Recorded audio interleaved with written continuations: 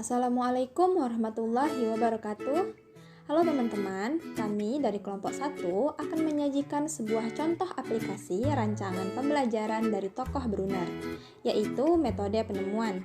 Nah, di sini contoh rancangan pembelajaran yang kami buat adalah bersifat orisinalitas, dengan mengkonsepkan pada anak SMP kelas 11 materi fisika tentang gaya gesek.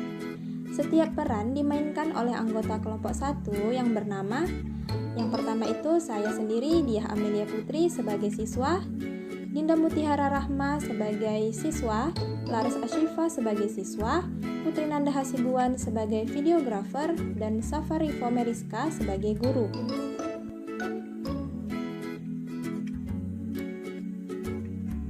Assalamualaikum warahmatullahi wabarakatuh.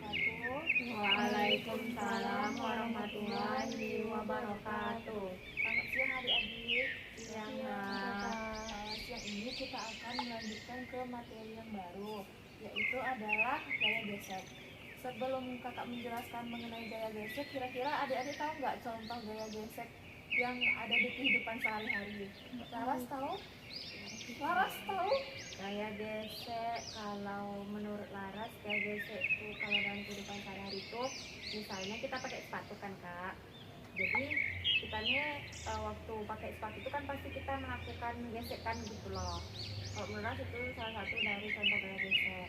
Oke, kalau dia nggak tahu kok. Berarti dari Laras itu udah benar. Kakak tambahkan satu contoh lagi, itu misalnya seperti saat kita menyetrika, itu kan digesek itu kak, itu namanya gaya gesek. Pengertiannya kakak jelaskan ya. Gaya gesek adalah gaya yang berlawanan dengan arah gerak benda. Gaya gesek ini terjadi karena sentuhan benda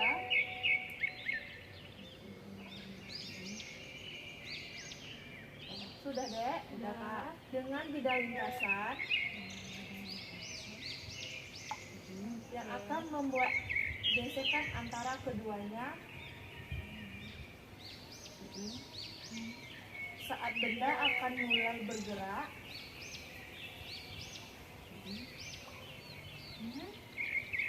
hingga benda bergerak. Itu pengertian dari gaya gesek. Besarnya gaya gesek ini ditentukan berdasarkan kekasaran permukaan kedua bidang yang bersentuhan. Jadi semakin kasar permukaan suatu bidang, maka nilai geseknya semakin besar. Kalau bidangnya itu semakin kasar, maka nilai geseknya itu akan semakin besar. Ada dua macam gaya gesek. Yang pertama gaya gesek statis dan gaya gesek kinetik. Gaya gesek statis itu gaya yang bekerja saat benda diam hingga tepat saat benda akan bergerak. Contohnya, misalnya adik-adik ini akan tergelincir di suatu permukaan yang miring. Itu kan adik-adik berusaha untuk menahan diri biar tidak tergelincir. Itulah contoh dari gaya gesek statis. Sudah paham? Selanjutnya adalah gaya gesek kinetik. Gaya gesek kinetik adalah gaya yang bekerja saat benda bergerak. Saat benda diam hingga tepat akan bergerak, gaya yang bekerja adalah gaya gesek statis. Lalu saat benda mulai bergerak, maka gaya gesek kinetik. Baiklah adik-adik, contoh yang lainnya biar adik-adik bisa lebih paham dari gaya gesek itu. Misalnya ini kan di kelas ada jadwal piket nih, terus kan kalian menyapu masing-masing. Pasti kan kelas 1 harus bersih. Jadi kalau menyapu misalnya di kaki mejanya itu ada sampah. Terus adik-adik mau mengambil sampahnya itu, berarti adik-adik kan harus menggeser mejanya. Nah itu juga salah satu contoh gaya gesek lainnya. Gimana adik-adik udah paham? Paham kak? Paham. Adik di sini kakak ada satu contoh. Kakak membuat kotak. Anggap di kotaknya ini ada beban 20 kilo. kilo, dan dia nih posisinya di sini. Terus Muti misalnya, Muti menggeser ke arah kiri, terus perpindahannya tuh berubah kira-kira 30 derajat.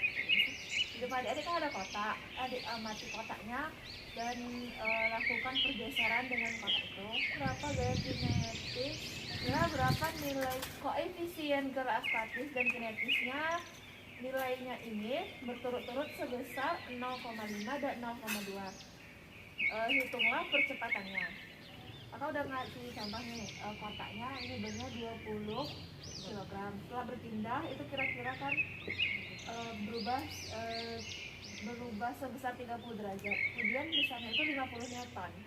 Gaya gesek kinetisnya 0,5 dan gaya gesek statisnya 0,2. Lalu kan hitunglah percepatannya. Tapi di sini di kertas adik-adik tuh bikin buat diketahui yang kakak bilang tadi.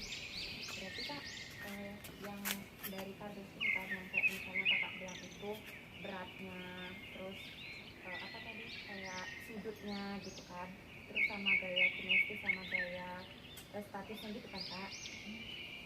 Iya, adik-adik kerjakan untuk mengetahui percepatan dari perpindahan pergesekan kotak ini tadi. Itu kak.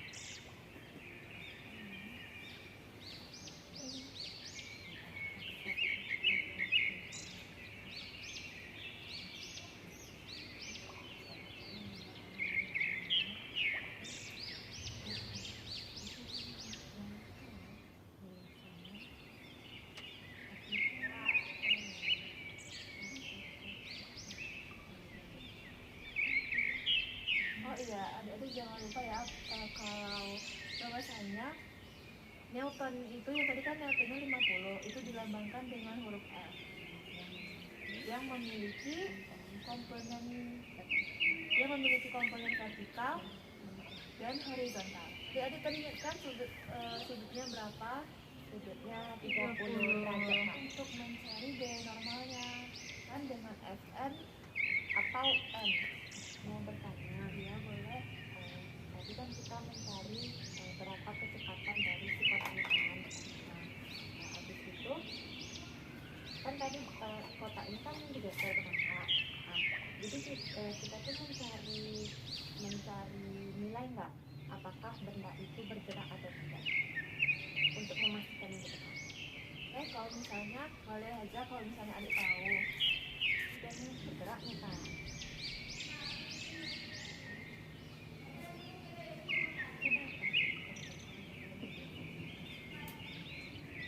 coba adik-adik tentukan gaya gesek si kinestisnya.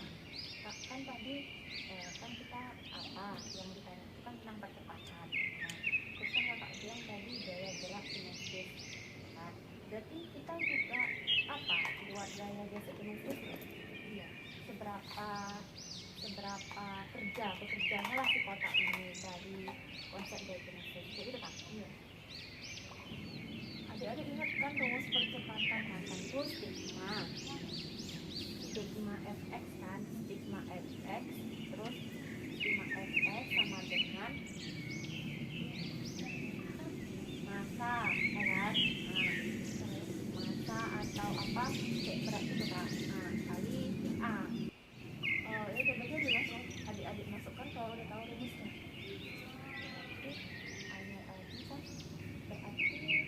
berarti ada perpindahan positif ya kak. Iya dek. Udah siap adik-adik mengerjakannya.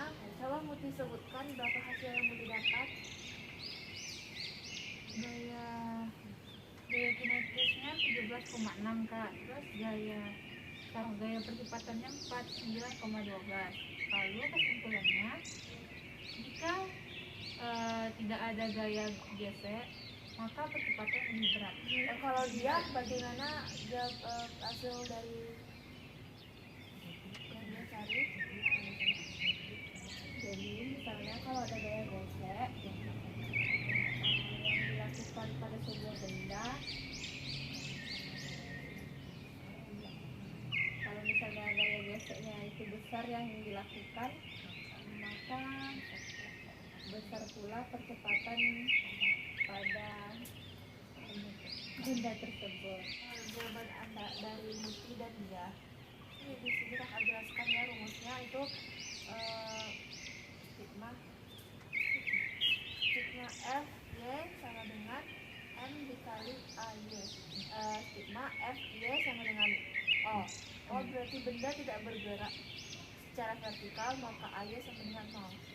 Berarti kan kak benda yang vertikal sama horizontal tapi yang membentuk sudah derajat. Kita masukkan rumusnya Fn dikurang M dikali G ditambah MY sama dengan 0. Fn sama dengan M dikali G dikurang Fy.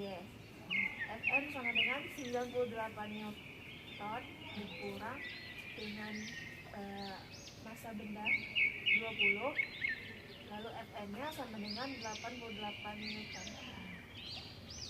Untuk mengetahui benda tersebut bergerak atau tidak digunakan rumus Fs sama dengan Ms dikali Fn.